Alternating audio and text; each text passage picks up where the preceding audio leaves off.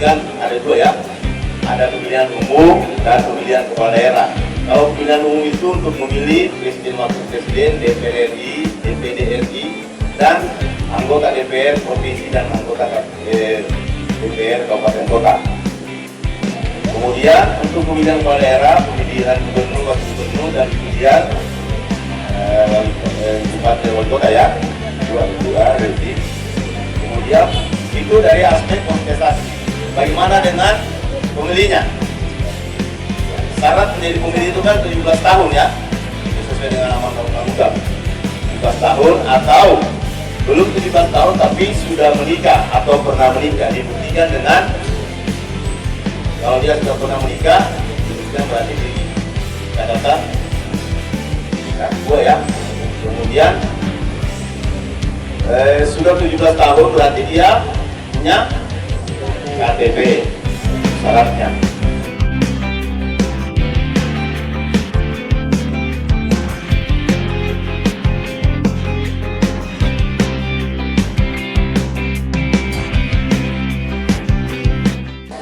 Kehadiran kami di sini menginginkan adik-adik sekalian itu berpartisipasi di dalam pemilihan umum maupun pemilihan kepala daerah.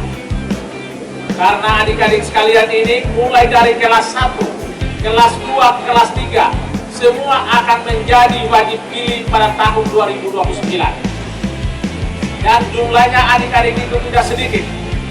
Sangat menentukan masa depan Indonesia, sangat menentukan masa depan Kota Kendari. Kenapa? Karena jumlahnya 63%. 63%.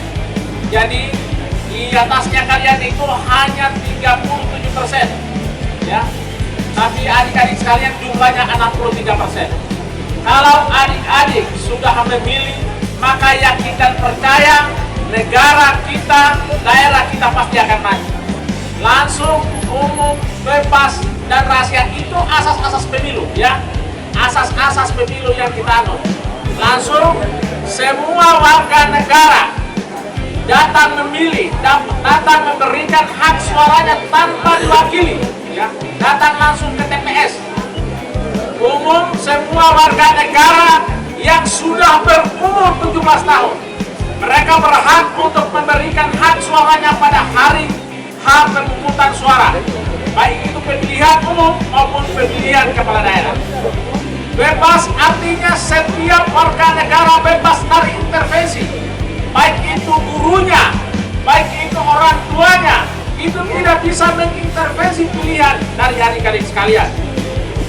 Rahasia yang mengetahui pilihan adik-adik itu adalah hanya adik-adik sendiri, tidak boleh diketahui oleh orang lain, sehingga tidak gampang diintervensi. Jadi kita hanya coblos TPS, kemudian jangan kita cerita bersama yang lain. Kemudian jujur itu bahwa KPU akan melayani adik-adik ya sebagai pemilih, kemudian juga kontestan dalam hal ini calon-calon itu secara jujur dan adil memperlakukan semua pemilih maupun calon akan melakukan secara adil tanpa diskriminasi. Mau disabilitas, mau yang normal, itu sama haknya, satu suara.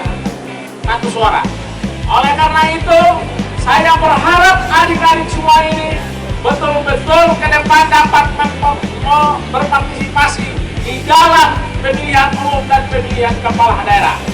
Asas pemilu adalah umum, bebas, jujur, rahasia, dan adil. Terima kasih. Saya kasih satu pertanyaan. Tadi Pak Kadif Teknis Pak Hermanto sudah menjelaskan.